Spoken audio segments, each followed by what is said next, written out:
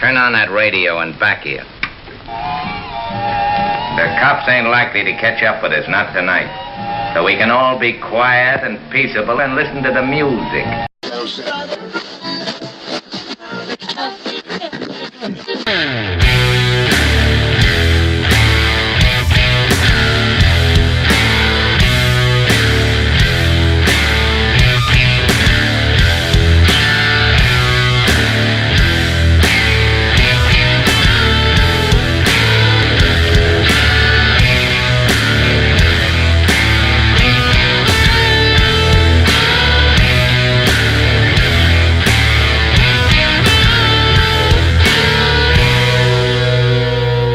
This episode of Auto Dealer Live is brought to you by TrueCar.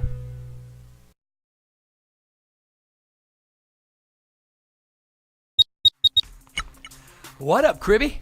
What's going on, Mr. Dave? Oh, man, doing wonderful, brother. Come on, back from Texas. Yes, Texas. That was great. Happy birthday, man. Thank you, brother. Today is your birthday. Today is my birthday, yeah. And thanks to everyone, by the way, my Facebook was blowing up, and hundreds of birthday wishes. Candles? Oh, sorry. Yeah, hundreds of candles. Birthday, you like that? Okay, Yeah. all right. Hey, yeah. you know, that's why it blew up. Right. When they lit the Facebook candle with all the candles on it, it's like, Right, it exploded, right? Yeah. Right, You're not exactly. supposed to light fires that big, you know, that many candles on one cake. Yeah, it was pretty dangerous. Yeah. So what was Moby Dick as a minnow like? It was interesting. Yeah. I've got some good jokes too, but Well, happy birthday, man. thank you, brother. I'm glad to be Appreciate it. back from Yeah. Texas. It was an amazing trip. You and I were there with Mark Canterbury, the Director of Training and Development here at IPD. We were there with Mark McGee, the General Manager. We were there with two of his sales managers and about, John and 15, maybe Carol. 16, Carol and John. 15, 16 of their BDC and sales professionals there. Yes. And what a great time, man. Learn some things. You know, it's good getting out into the dealership. You know, you pick up some incredible nuggets every time. You know, it's amazing how fast this industry moves. And even though we're in it, Dave, and we're in the trenches, we do this show, you know, we have products that are in hundreds of dealerships, you know, through training and marketing and media. But when you get out there and you see, and you're in a dealership, even if it's only been a week or 2 weeks or a month, it's amazing what you see happening on the blacktop, man. Yeah, Would you agree? Absolutely, it moves fast, and it was so cool because you know they've been a client for a couple of years, and Right. then when you're actually, you know, get the opportunity to go that far away and actually be in their dealership, and then you know every time now that we talk to them as we move forward, we know exactly where you know the service lane is, we know exactly where things are, we know the makeup, we know the people. Just an incredible opportunity, and it was received very well. Absolutely. And, you know, it brings me to really the topic today. You know, the name of the show is episode 294. How amazing is that? That's pretty amazing. Episode yeah. 294. Something I want to throw out there before I get into what I want you to remind me or me remind myself here as I come back. And I'm going to digress for a sec. But, Sure. you know, we're going to come back in a second and how this reminds me. Going to Cleo Bay reminds me of today's show, and I'll get to that in a second. But 294, episode 294, we have something very special planned. We're actually just in the process of really putting the final touches on it here. But throughout most of the month of November, we have a great show in the beginning of the month with some of the top dealer principals in the nation in respective makes. But then after that, for at least 3 weeks, 3 episodes, we're going to be doing Turn Your Radio On, the history of Auto Dealer Live. And we're going to go back. Listen to this. Episode 294 today, guys. That's pretty strong. That's stronger than New Rope, right? We started in February of 2012. This February will be 6 years. Now, we weren't Facebook Live in it because it wasn't there. And we were using Ustream. I mean, we were throwing stuff, man, because we were mad at the production quality was horrible. Matt Lasco was the guest for the first 6 months on the show. Thank you, Matt. For the first 6 months. That's awesome. But here's what we're going to do. We're going to go back, and we've already started doing this, and we're going to invite, and we want to talk to you. If you were on this show, we want to go back 2 years, 3 years, 4 years, and we want to invite people and find out, hey, where are you now? We want to hear from you and what ADL's meant to you, not just Dave and I or Tommy or when we had Martin on or Chris Fritcher, but we're going to bring some of the original hosts back. We're going to have some fun with it and do 3 weeks where we just have you're not going to know what's going on until they come on the set type of things going on. Are you excited about that? I am, man. I'm just learning about this. Turn Yeah. your radio on, your the history radio of Auto on. Dealer Live. You guys ready for that? I love it. It's going to be good. It's going to be live, and it's going to be off the chain. But I want to go back. Yep. Really quick, let's talk about today's show. And Cribs, I want to ask you, so we were at Clio Bay, Subaru pre-owned. They have a Honda store there in Killeen, Texas. And, it's interesting. Today's show is called the Carvana Experience. And although Tommy, later in the show, is going to be live, remote from Carvana, the brand new Carvana here in Brandon, Florida. He's on his way there now. It's not about Carvana today. It's about the Carvana experience. It's about really this customer that eludes a lot of car dealerships. And we were at Clio Bay last week. We were talking to the team, great group of people, and we were doing some training in general. But some of the questions really kind of reminded me of our discussion today because they were talking about this internet customer, and they were talking about the disadvantage of where they were physically located at the particular store we were at, off the beaten path. Right. They weren't on what you would call dealer row. And they were talking about how some of the dealerships that were stronger on the phone, stronger at working leads, were getting the lion's share of leads. How do we combat that? And I really feel like that has everything to do with today's show because it's the experience of what we're talking about, because the lead has to come from somewhere. It's not like there are people that just sit there and go, I want my car to deliver to my home, and I wish that existed. Oh, wow, there's Carvana. It's they are doing a good job, evidently, or are they at capturing the lead? And maybe we are, or maybe we aren't as traditional dealerships. So we're trying to really crack this thing. Did that not kind of maybe give you a little bit of insight to today's show going there last week? Well, yeah, I think it piggybacks on it for sure, and that was the challenge at the dealer we were at. They were off of dealer row, as we call it, and they're right outside of a major metropolitan area where there's a huge population and things like that. But one of the things we talked about, and when we were in the store, is that for everything that seems like a disadvantage, there's always the other side to that. There's always the way that it really truly is actually the advantage, right, rather than the disadvantage. So I think that understanding what customers are looking for when they initially go online, when you start receiving them as a lead, understanding what they need to hear, a compelling story, a compelling reason why, because you can make appointments all day. Hi, I'm Chip Perry. The pledge was and is an action plan designed to address... People can humor you as far as... oh yeah, okay, I'll come, whatever. But, it's one thing to set an appointment. It's another thing to set an appointment that actually shows up. And when we're talking about online experience, ultimately we want to sell the appointment. And understanding what a customer needs to hear and the type of experience they need to have that's going to compel them to actually get up and show up at your dealership is a whole nother kind of a level of creating that experience, either online, over the phone, things like that. And you're right, Carvana is doing a great job, but it is, and I think, we've talked about this before, but it really is a niche. I mean, it is still a niche market. They're not going to take over. To me, I almost view them as just another dealership in a sense. Yeah, and I don't think that anybody, and I agree with you, I don't think that anybody thinks that they're going to take over, probably deep down inside, not even them. We had Cullen Crane, and I know Cullen might be listening today. He said he was going to try. He's no longer with Carvana, but said he was going to try to work his schedule out to maybe pop in. Said he would be on Twitter, but I'm not going to assume this. But I mean, Cullen is not there anymore, so he's not drinking the Kool-Aid. He may still believe in it, but he's not drinking the Kool-Aid in the form of I'm getting a check from them. Right. And so he may have added some lemonade to his diet. Right. But regardless of that, when he was there, he was been on the show defending that concept. He did drink the Kool-Aid and swore by it. And again, may still feel the same way in many instances. But I guess my question would be, it's not really about a particular company, Carvana or others, but it's really about how we handle this e-commerce side. And I think I'm interested to ask Kevin Fry about this. I know he speaks a lot on this as well. And we're going to go to the guest here in just a second. But, Dave, it's really about that e-commerce experience. And I don't think where we are necessarily is, hey, how do we take credit cards from customers over the phone and have a car delivered to their house? That's easy to do. I mean, if somebody wants to buy sight unseen, I don't think that the average person is saying that. I think the average person is saying, hey, I want to be taken care of. Right. And I think the dealers do need to figure out define their e-commerce division, their internet division to the point of, hey, I'm going to be able to compete, right? No matter where I am. If I'm not dealt a good hand on location and I'm a little bit hard to get to, then what am I going to do, to combat that?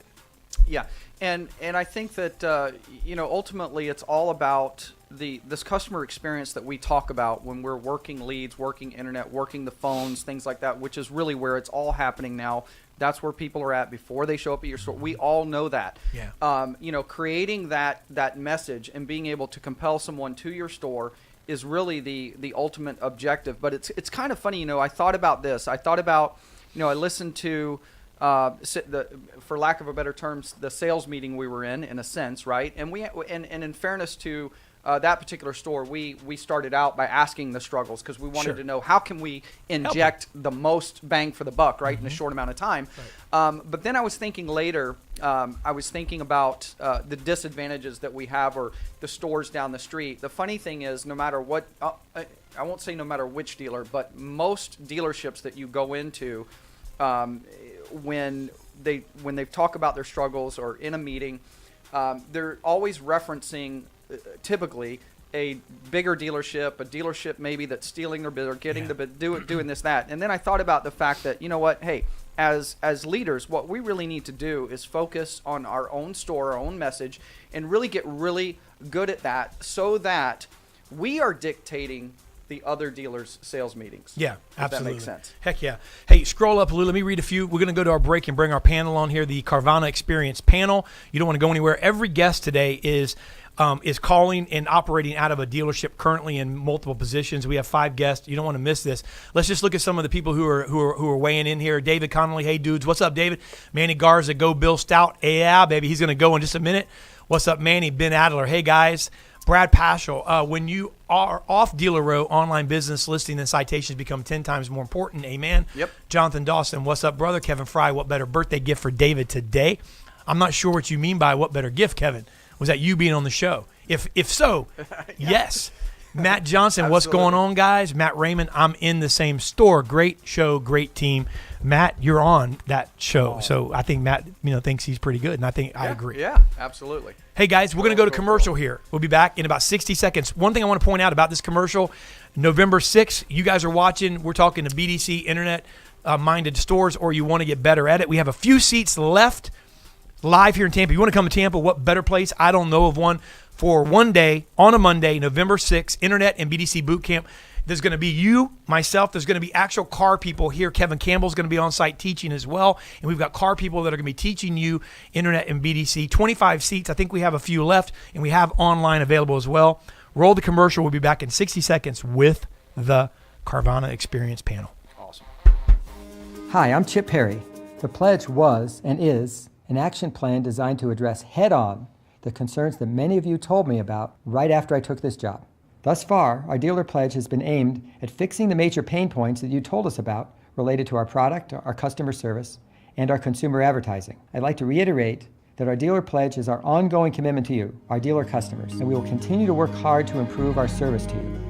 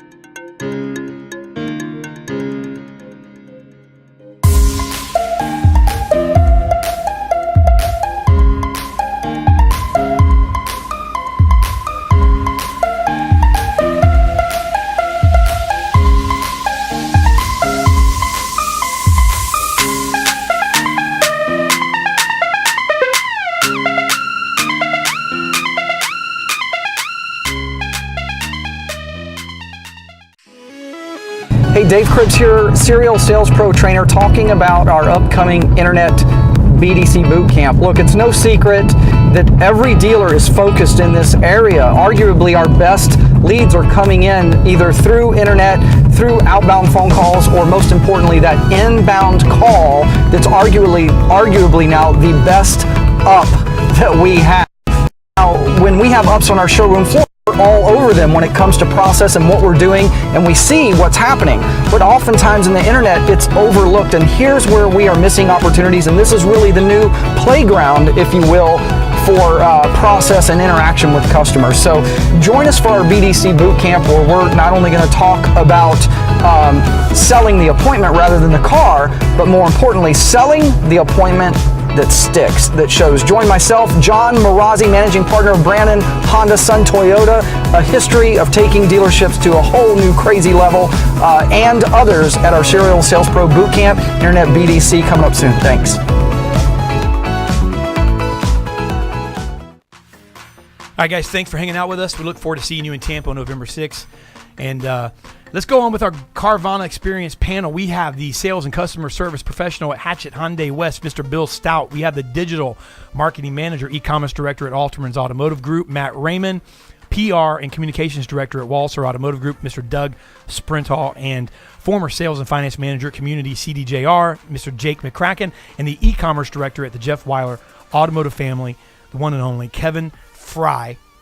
And it's really interesting. Kevin Bacon is his cousin, so it's Kevin Fry and Kevin Bacon. That's pretty cool, huh? That is pretty Get cool. it? Fry Is bacon. It, All is right. it really his cousin? I know it's not. Okay. No, all right. I mean, come on, well, man. Hey. But he likes bacon. He likes bacon, and we all do. Okay. Cribs, what's up, man? Why don't you jump in? That's cool. Yeah. Hey. Yeah. I'll kick off the questions. By the way, our panel today brought to you by Automoto HR. We want to thank you for bringing the panel together today.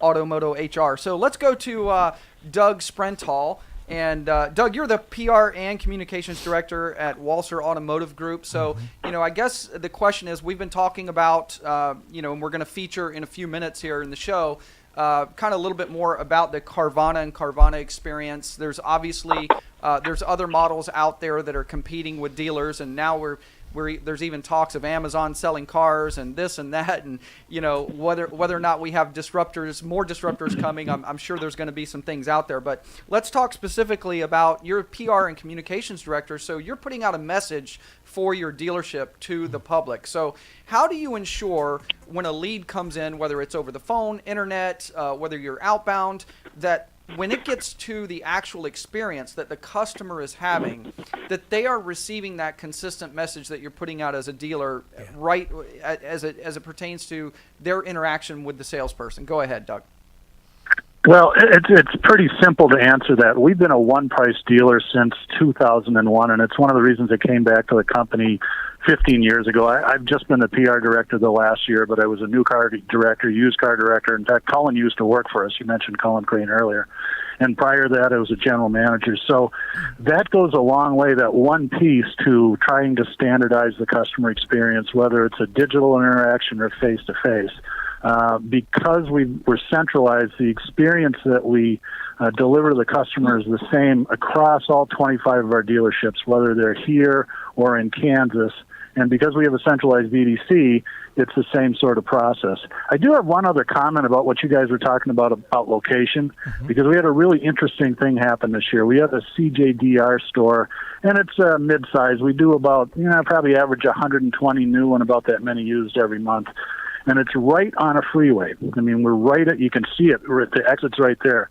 They had to repair the bridge. They closed the freeway for 9 months. And those of us that have been in the car business for a long time completely freaked out. I remember back in the 80s when that happened, we went from a Ford store that made $2 million a year to losing about $3 million.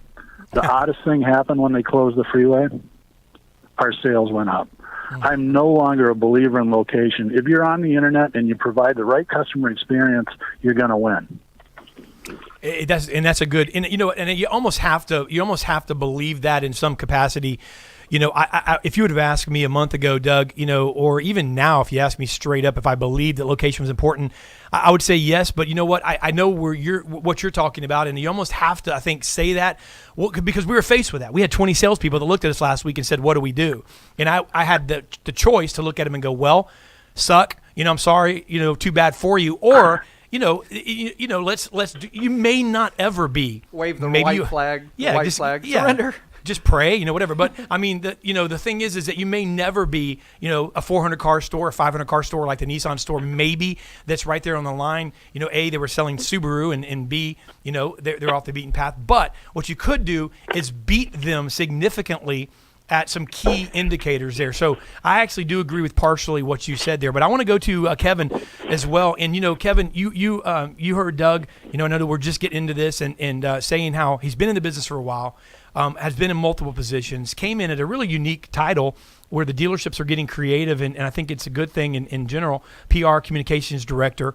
One price store. When we're talking about e-commerce and the Carvana experience, Kevin, really what we're talking about is how to better handle this customer that no longer just drives onto the lot and subjects themselves, like they used to entering our dealership for the first time that way. They've already been on our website. They've already been doing their research and possibly have already been ticked off by another store. And so we have this fragile customer that we get in our hand for a fleeting moment.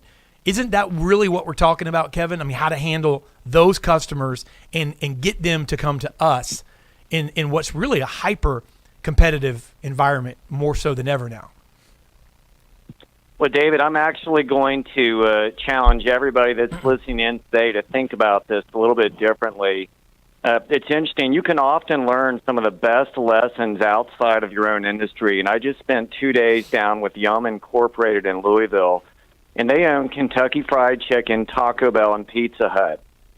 And they have been struggling to get people in to their restaurants. If you looked many years ago, Kentucky Fried Chicken used to be a destination type of experience. Perhaps the family went there every Sunday.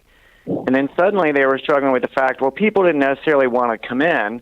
They would prefer to do drive-through. And the next reality of what they're doing is rather than fight that battle of trying to just get them in, that sounds familiar, right? Mm-hmm. They're now looking at a delivery model, which is very big overseas, where if they won't come into the restaurant, let's take the food to them. Is it any coincidence that many of these disruptors, to include Carvana, are pursuing a model of a superior online customer experience where we actually take ourselves to them rather than the other way around? I don't see these other retailers that have gone under fighting to get people to go back to the shopping mall. They decided to take a different approach, and that was to provide a first-class online shopping experience. Look no further than Zappos and many of these others. So I'm going to play devil's advocate and try and point a little different direction here today. Okay. All right. Yeah, I appreciate Thank that. You, Kev. We've talked about this, Dave, before, and I think that definitely Kevin has merit there. But I also think that there's a huge difference in most of what you see available online to be delivered versus delivering a car and having that car experience. And maybe it's just it could even be that the consumer, is you and I would both agree that we want to go drive the car, we want to feel it and whatever. And although that is offered from some of these places, like Carvana has the 7-day return policy, this and that, but what consumer really wants to commit to that and then say, oh, okay, bring me another one, or bring me another one, even if in their mind, maybe that's what's going on. But also, real quick, John Marazzi has implemented this delivery system to the home or office at Brandon Honda. And next time we have him on the show, I want to find out kind of where they're at with that. But before you ask your question too, Dave, sure. I actually think, and you guys can touch base on this with Dave's next question as he points it to one of the other guests. But I don't think, and I want to state for the record on just on my opinion is, and I think that we'd be foolish, such as John, right. Just did, obviously, for that very reason he's not foolish, to not acknowledge and to pursue the fact that people are online and how that experience can be better. I think that, that's really why I was interested in this show. I think that that's where the customers are. Yeah. But I think that even with clothes, I bought a shirt online recently, which I have no problem doing that. I know certain shirts are places, and I know my sizes. I'll buy a shirt.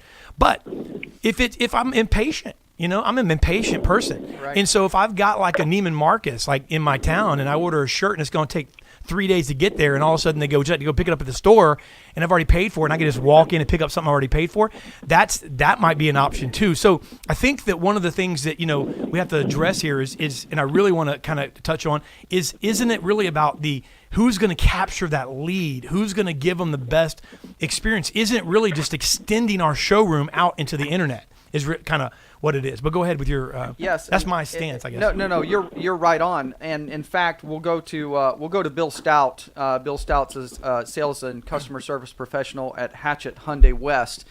And let's just talk about that. We talked about getting the customer's attention online, and one of the things I think that we see in the car business is that when customers are in the store, when they're in the showroom, I think we've gotten to a place where we're doing obviously a much better job, but it's all being monitored. Like, everybody can see what's happening in the store, but yet the online is a little bit more elusive. So how do we, other than taking time to monitor calls, how do we create an internet BDC, whatever you want to call it, department that's going to not only be able to effectively create a great experience with these customers, but maybe begin the transaction. But how do we get to a point where it's viewed just like, or even more significantly than people that are physically at our lot? Go ahead, Bill.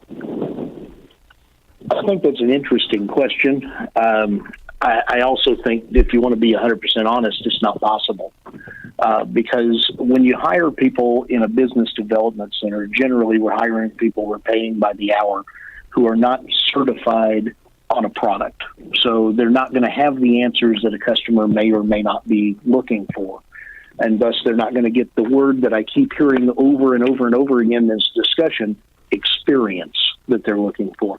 And I'll try to be brief. I tend to be long-winded, as those who know me know I can be. But I think we keep talking about Carvana, and I want to say this. I think the emergence of the Carvana-type model stems from two things. And I think it stems, one, from an assumption that has built itself up over the last couple of decades and beyond, that customers don't like to encounter or want to work with a salesperson. And I think it also stems from, for lack of a better way to put it, the millennial attitude and culture of instant gratification, point and click and buy now. So what I find interesting about that is our industry really centers everything around NADA. And if you look at the NADA survey, it says that 75% of the people who buy a car, especially a new car, when surveyed, said they bought it because they liked the salesperson. So if we're living under the assumption that consumers don't like salespeople, yet 75% said that's why they bought the car, then we're living under false logic and a false assumption. So I think this assumption stems from a characterization of salespeople as sleazy. And when we talk about the BDC, for some reason we perceive a person on the other side of a keyboard as not sleazy. Mm-hmm. And I find that very interesting. And I'll concede to you that there are bad salespeople in our industry, but I will also say there are bad people in every industry. Yeah. And to attempt to cut salespeople out of the process, which quite honestly is what this is doing, is because of a few bad actors, if you will, mm-hmm. is the equivalent of burning down your house because your microwave is broken. At some point, you have to realize. I'm sorry? No, go ahead. At some point, we have to realize that we are our own worst enemy. Well, in this business, we tend to use phrases that set off things in people's mind. Mm-hmm. And I'm a psychology guy, and I truly believe that your words do matter. And when you're on the phone, we've done a tremendous job over the years of writing scripts to make sure that we use the right words. But salespeople in a face-to-face industry don't use the right words. And probably the one I hear the most that drives me crazy is the phrase, "let me be honest." Yeah. When you say that to somebody, the only thing they hear in their mind is, you haven't been honest up until now. Yeah. Well, let me be honest with you, Bill. Well, I got a question on that too, David. And we can go to Matt with it, but I got a question on that. And so taking that, a comment online from Ben Adler, Matt Raymond, we'll go to you on this and let you answer it, and kind of comment on what Bill Stout was just speaking of. Obviously, he's seemingly against. That concept maybe con against the go back to Ben Adler's comment there, Lou. But Ben Adler just said something, and we'll go back to Brian's too. But go scroll up. Nope, Ben Adler. Other way. The other way, buddy. You're going away from it. All right, Ben Adler said fast food is for convenience. quality restaurants are about the dining and experience, both can work. He said that, and kind of going along what Bill said. I mean, and when he said that, I just drew attention to what Ben said, Matt. I mean, is there something there? Like, I mean, for instance, convenience stores, for instance, have been around forever, but there's still the main grocery store, and then there's still the CVS in between. And so convenience is maybe part of it, but isn't it about maybe going sometimes to the experience, the dining experience? So won't you weigh in on that, Matt, and maybe comment a little bit on this and bring your insight? Definitely. Thanks for having me on. And so quick rundown. We have a young lady that works at the store here, and her grandmother owns a business that picks up food from any restaurant and will deliver it to your house. Great experience. We can order here at the dealership and have anything delivered. We also have a convenience store down the street. They dropped off a menu one time and said, "Hey, we deliver." Well, one of the sales guys thought he'd order a bagel, and he called up and said, "I'd like to order a bagel." They showed up and delivered a bagel to the salesperson. We continued to order from there because they went out of their way to help us on a $1 bagel of delivering it. Both of which delivered an experience. So to kind of answer, what Ben was saying there, I think you can have. It doesn't matter where you're going if you're getting the experience, and I still think that. And both touched on millennials. I mean, my wife and I are both millennials. We just bought a vehicle recently. Obviously, she'd like the salesperson, being myself, or we would hope. But the fact of the matter is that we bought. It was a Sienna. This is our third one. She still had to come in and drive it and make sure she liked it. She had to do it that way. Recently, I bought a pair of shoes from Amazon. It's the first time in my life I've ever ordered clothing off the internet. I bought a pair of shoes. It was off of Amazon or Kohl's, one of those things. It was sneakers, and I don't love them. I kind of can't wait to wear them out and be done with them. So I've always just gone in and worn a pair of shoes before I've made that decision. So I think when it comes to Carvana, I think they've got a great mindset here of kind of what they're doing with an experience online, but people still want to go in and drive the vehicle and also have somebody that they can relate to. Okay. Yeah, thank you. I gotta disagree with that a little bit. I don't think it's who is this? An either or solution. This is Doug from Doug. Walzer. Okay, Doug. Piping back in. Okay.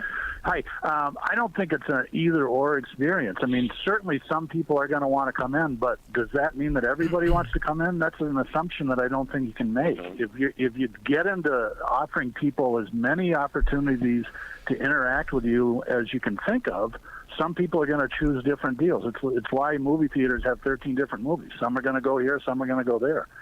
Some people are super comfortable buying online. Other people are going to be paranoid as hell, and they're not going to do it. So, I think Carvana's on the right track. They've, my opinion is they've actually gone too far because they don't really have much of a physical experience other than the cool vending machine, which looks great for about 8 minutes.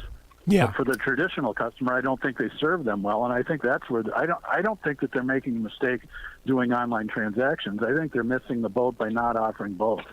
Okay.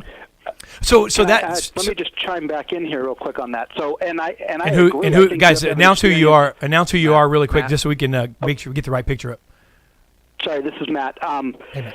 I think we're right there. I think everybody wants to, like Doug was saying, everybody has a different experience that they're expecting. So I don't think it's completely wrong. But my point to all that was I don't think we need a Carvana to be an experience. I think dealerships can be a Carvana. Maybe somebody wants to go online, buy the car, and show up to the dealership and pick it up or have it delivered to them. Yeah. But there also is the person that wants to come in and sit there and haggle and buy the car and spend 8 hours here. Yeah, and that's right. where I think we're in violent agreement, actually. Yeah, and I think, Doug, I'm going to go to Jake McCracken and get him in, but that's where I was going to go when you said that, Doug. I actually agree with that, and that's what I've said all along. Dave, we've had multiple different types of Carvana conversations. As a matter of fact, one of the guys that used to work for Carvana just chimed in on either Facebook or Twitter. Cullen Crane said this: 11,000 or so people wanted Carvana experience last year in several markets. They're outselling franchise stores by 5 times. Of course, he's drank the Kool-Aid. That he's on that side, but he makes a point, and obviously that's, if those numbers are true, then those numbers are true. But so that's a true deal. But my question has always been, Jake, let me go to you on this.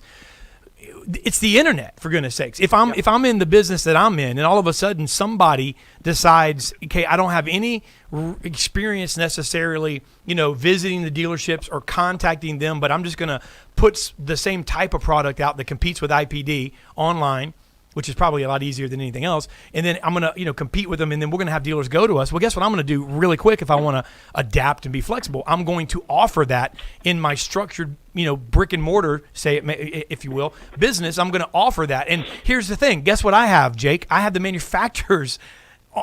Right at this point, I still have them in my corner, right? So, I can squash someone like Carvana, correct? Couldn't Ford and their franchise dealers in Hyundai and their 839 dealers, couldn't they put something together and figuratively squash someone like Carvana because they've got the manufacturers? Jake, what's your take on that? Yeah, I would definitely say you're onto something there. I think that that's to me that's the biggest key is you have to realize that.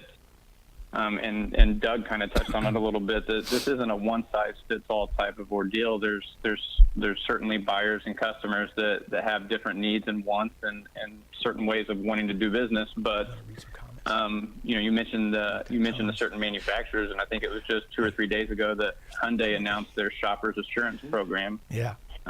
Where they're now offering a 3-day money-back guarantee. They're offering bringing it to your home, test drive, so on and so forth, more transparent pricing. Mm-hmm. So I think that speaks a lot to what you're saying right there. And I know previously at the store I was at most recently, we would gladly bring a car to a customer. Mm-hmm. We were your more traditional sense brick and mortar store, but if we received a lead online and the customer wasn't able to make it in or wasn't going to be able to make it in for a couple of days, we would gladly offer that up. Hey, how about we bring it to you? And had people take us up on that quite a bit. Mm-hmm. And there were several occasions where we were able to deliver a car and the customer never stepped foot in the dealership. And for them, that worked. For some people, it may not. For some people, they still feel comfortable needing to come in and touch and feel the car and test drive the car and everything else. Maybe but because of the price. Some don't.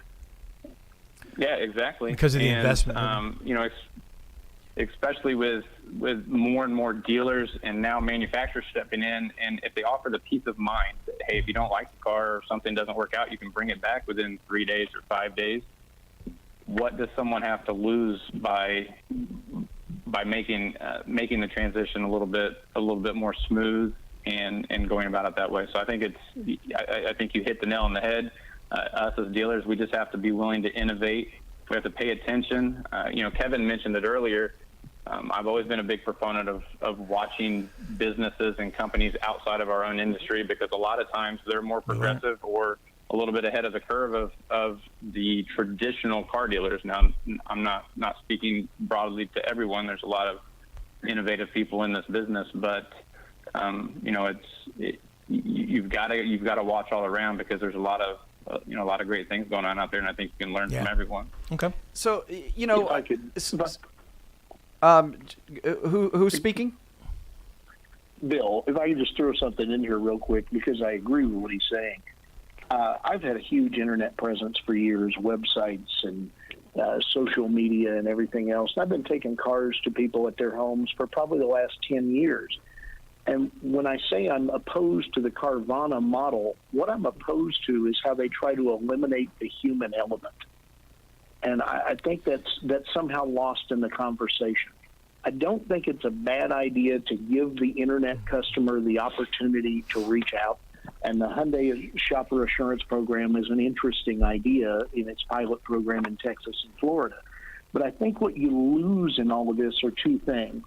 Number one, if you look at the Carvana website, their director of customer advocates has a quote on there where she says, we deliver an alternative. No, correction.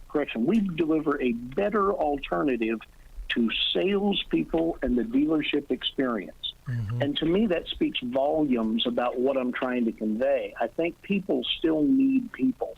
Yeah. I have thousands of customers from well over 15 plus years in this business, and I stay in touch with these people. I take care of their problems. I send out birthday and Christmas cards, and I've attended graduations and funerals and weddings. And so when she says it's a better alternative, I'm confused as to what better means exactly. Well, Yeah, here's that's the good. here's I don't see This a is Kevin. website I'd like doing to this. speak to that. Yeah, go ahead, Kev. So, I hate to play the cynic here, but I got to be a realist because I love that concept as well. But how many years ago was it that there was a 5 and dime in every corner? The cashier knew your name, the pharmacist knew your name, and we all wanted that personal experience. But what happened as soon as Walmart came along? All of a sudden, there's no personal experience with the almighty dollar dictated the day that we were going to go for the best deal. So I think there comes a time, and we have to be really careful. These are dangerous grounds. That if we make assumptions that customers want to do things the way we like to do them or buy things the way we like to buy them, that doesn't necessarily apply to everyone. I mean, Matt brought up a good example with shoes, but think about this. Shoes was one of the biggest examples that they said would never be successful with online retail because you have to go in and see them, smell them, and most important, take them for a test walk. Yet Zappos sells millions of pairs of shoes per year, to include myself. I was a hesitant guy, but now I would not go back. I can tell you 15 years ago, the way I came in this industry was eBay. I sold over 500 cars in eBay in 1 year. And you know how many test drives I had? About 12. And dealers could not believe that people would buy that way. We need to look at the root issue of the disruptors out there today to include Carvana, because I see Ed Brooks' remark. He is right. There are big lessons to be learned from here, and that is that people want a different car buying experience. Am I saying it's for everyone? No, but I do know this. The best person to disrupt this industry is ourselves. We're in the best position to do this because if we don't wake up and take this serious, somebody's going to come in, take this business from us, and dealers are going to keep going, nah, hoping things stay the same until they lose the business and they try to win it back. It's going to cost them a lot of money, and there's a good chance they won't do it. So my message is we got to prepare for the future and look very closely at these guys. Thank you, Kevin. And I'm excited about this topic today, and here's why. Because when I look at this topic, and I'm gonna pose this to the social media viewers that are watching right now. Those of you on Facebook, we can see your live comments, and we're gonna continue to read some of those. But I'm gonna ask this as salespeople, as dealerships.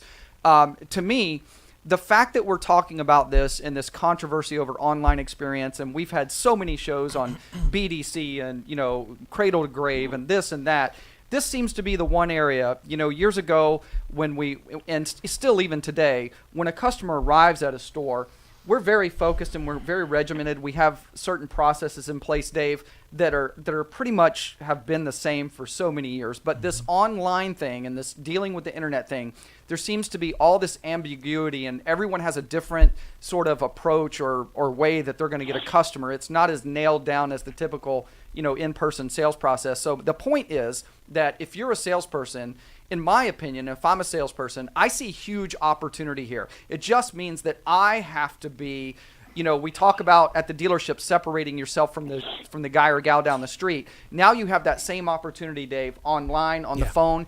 And because so many people who are reaching out to customers or communicating online don't do it well, you have a huge opportunity because all you have to really do is be a little better than the person down the street. Sometimes it's just doing it. Yeah, As we saw last week, they just some of them weren't doing it. Yeah, exactly. They just weren't doing it. Exactly. It's like, So I'd love for social media to weigh in. Also, I want to read a couple comments. Lou, scroll to the top. Let's just get the comments because they addressed them to some of you guys that are on the panel here. So I want to get some of our listeners and some of their comments and also questions. All right, Joe Perez says, as leaders, when we're going to go ahead and do another round robin of comments here from you guys. I'll let you listen to these, and then you can pick the ones out you want to comment on. As leaders, we need to focus on our on-store, I guess in-store or on-store, and our own message. This is how we set the standard on Dealer Row. Okay, Emily Bauer with Dealer Authority. Scroll up, Lou. Emily Bauer said, as leaders, we need to focus on our... Same one. Same one. And that, my friends, is how you beat the competition, she said. And then she said, boom. All right, Mana Garza said, go Bills Towel. Okay, we already read that. All right, so let's see here. Devin Lynn. Devin Lynn, what's up? Tom Stuker Training, good show. Thank you. Jonathan Dawson was talking about, hey, Doug, he said, Walzer leads the way in customer experience. That's from Jonathan. Sean Hayes. Let's see here. Devin Lynn said, totally agree with Doug Sprinall. The internet doesn't take away from the customer experience; it adds to it when done correctly. Scroll up again. Somebody said about Kevin Fry here. Go down. If they won't eat at the restaurant, let's bring the food to them. I guess that was a Kevin Fry quote. That was a Kevin Fry original. Right there. Original recipe from Kevin Fry. Clinton Bramlett said, excellent thought. Bill Brian Armstrong said, I think the difference in stats stems from the preconceived prejudice that a salesman overcomes. Great point. All right, Emily Bauer said, if you're on the internet and you provide the right customer experience, you're going to win. All right, so let's see. Now we got into a couple of things here, then I'll let you guys comment. Arnold Terrina said, a lot of dealers deliver cars to homes. I bought 2 days ago and never set foot in the dealership. Dealers can do it. Steve Stawning. Lots of dealers delivering cars for demo drives and sold units, and few doing 100% online sales with companies like AutoFi. One more comment here, Marie. Dave Sabowski. Most clients don't take you up on telling them you will come to them. It shows more commitment. Let's go around the robin here. Let's start with Doug Sprinthall, and then we'll go to Matt Raymond, Bill Stout, Kevin Fry, and Jake. Go ahead, Doug. Ask the question a different way, sir. Well, I mean, just anything that you heard there. I was just reading some of the comments from the.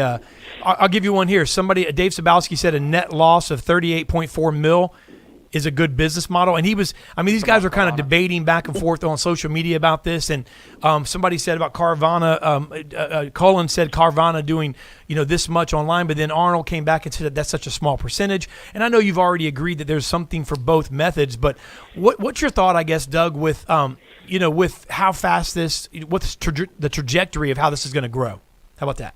Well, I've been a fan of Carvana since they started, and we actually flew down there and met with Ernie Jr. and his dad probably 4 or 5 years ago. It was right before Cullen started to work with them. And they're not making money, but I think that's kind of a short-sighted way to look at it. Amazon didn't make money for a long time either. What they've done an unbelievable job of is building a brand.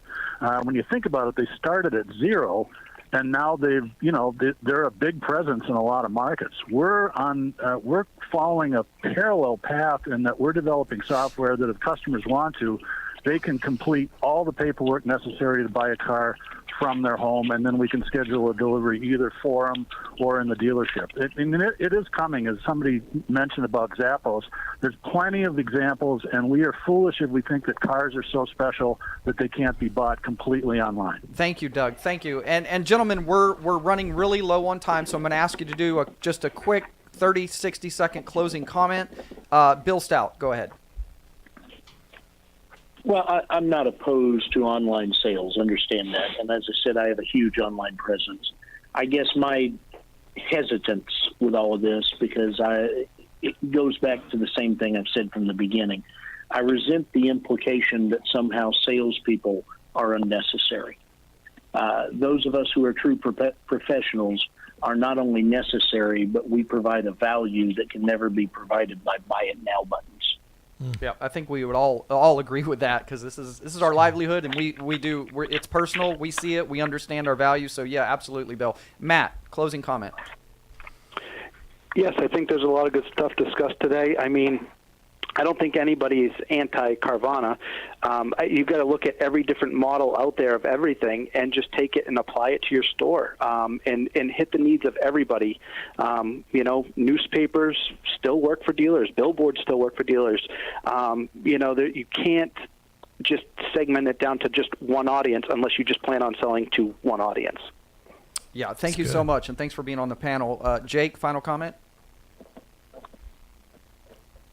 Yeah, I think the biggest thing and the biggest takeaway for me and advice I would have for anybody in the dealership setting right now is just don't get so caught up in the business model idea of it. We could sit here and debate all day whether or not we think Carvana is going to last or is the answer for the industry, so on and so forth. But just take away what you can from it and what you can learn from it. Obviously, if they sold, I think someone said the number 11,000 cars last year. If they sold 11,000 cars last year, let's look at why they sold 11,000 cars, how they did that. Obviously, people are open to that concept. What can we adjust and what changes can we make and innovate to make sure that we're getting that market share as well? Don't fall into a set it and forget it type of mindset, and just continue to make changes and move forward. Yep. good. Great That's good. comments. And then Kevin, if you'll close us out. And then somebody asked Kevin, Brad Pascal said, ask Kevin Fry about his augmented reality experience. So maybe, I don't know if you want to comment on that or not, but. I'll try and tie that in, yeah. But my emphasis would be this. Our modern-day battleground is online, period. If you're completely focused on your dealership, you're missing it. You have to win the battle online first to get them to your dealership. And if you can get them to be able to do more things online, which is part of that Carvana model that saves them time at the dealership, you're going to win. It also means if you can do things differently, like Carvana is winning at, and some of the things we're doing is augmented reality and virtual reality that can separate you from the pack. That's a winning recipe for the future. Yeah, thank you guys so much. And I think that's really something to really take away from this conversation with all of our guests. That, how can we better the experience? And I think there's some innovative individuals in the auto business.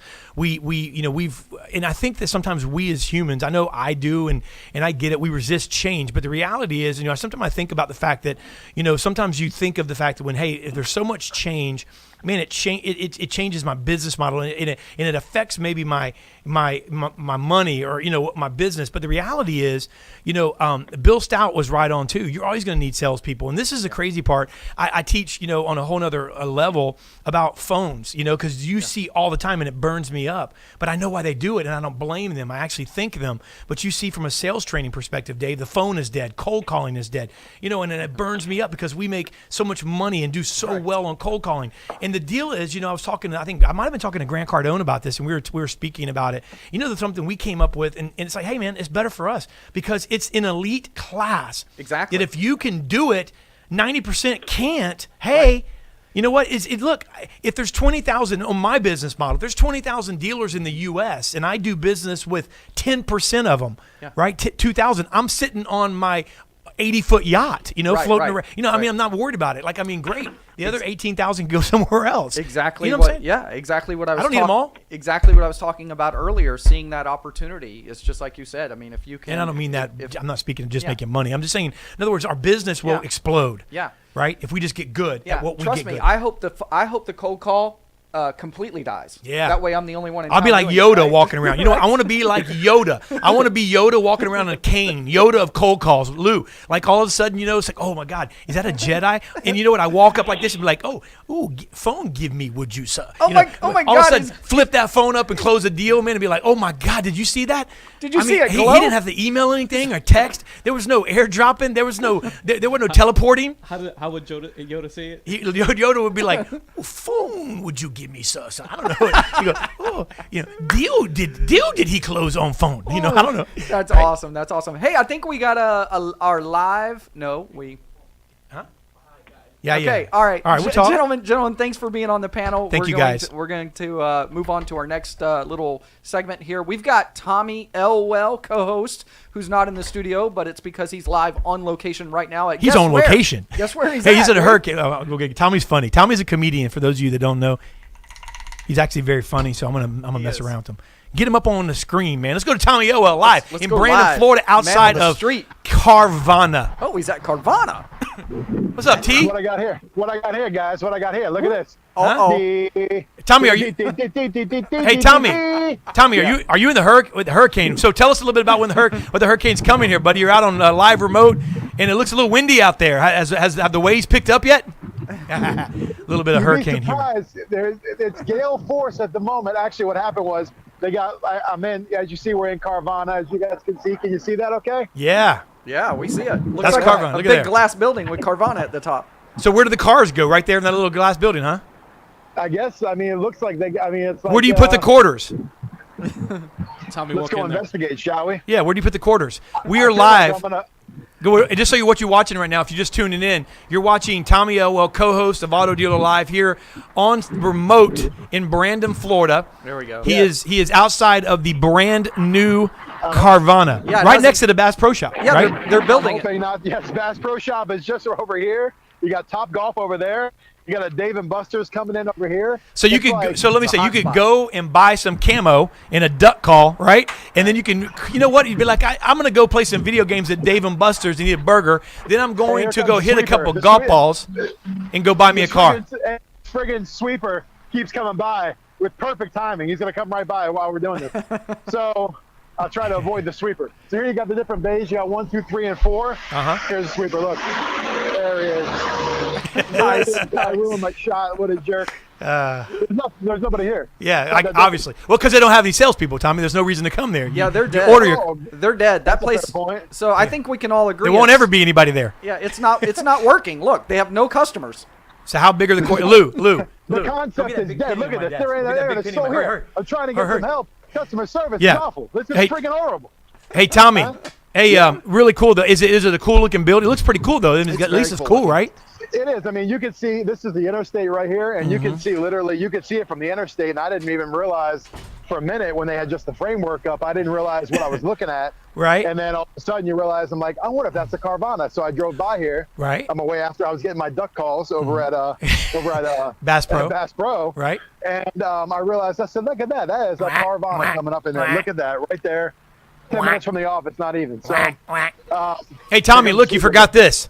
You forgot the money to put in the coin, the coin to put into the. Sweeper. I got in the trunk. It's the big giant coin. Actually, you know what? I'm going to investigate. I wonder if we can see if there's a place. Tommy, they got the Carvana car. Tommy, how many cars do you think are fit in there, Dick? Hey, Tommy. I think the best thing to do right now would be actually pull the lever. If you could, just go ahead and go inside and go up to the top floor, please, and jump off. Don't tempt me. All right, T. I'm already trespassing. What else can I do? Hey, listen.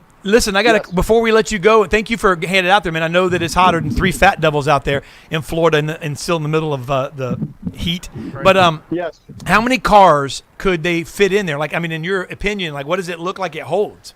I mean, are there any Snickers? I don't see Snickers. No Snickers. I'm looking real hard for Snickers. Not my kind of vending machine. Honestly, I would say, it's got to hold like maybe 30 to 50 cars, maybe. I don't know. Wow, that's a pretty good.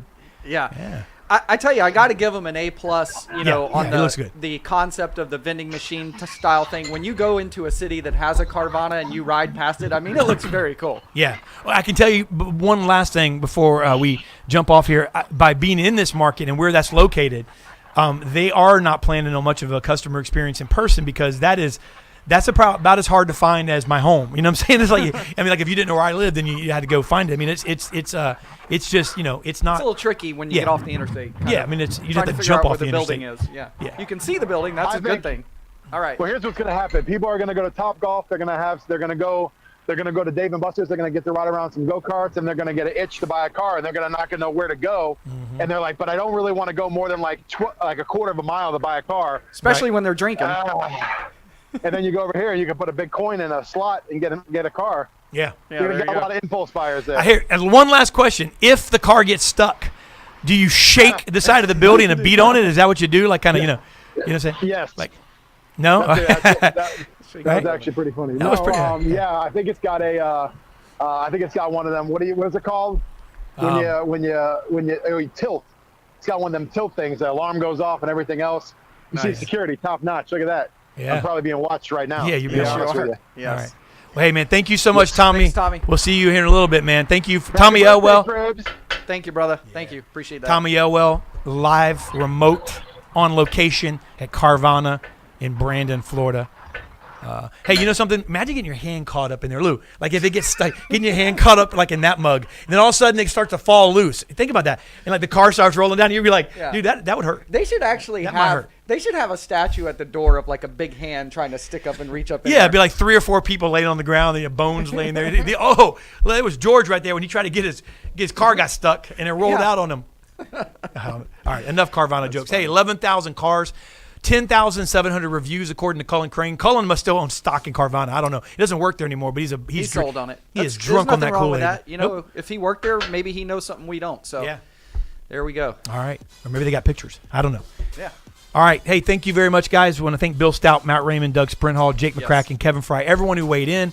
Tommy Elwell on location. Dave Cribs, happy birthday, my friend. Thank you, brother. All right. You look great for 75. Thank you, sir. You're welcome. That. My pleasure.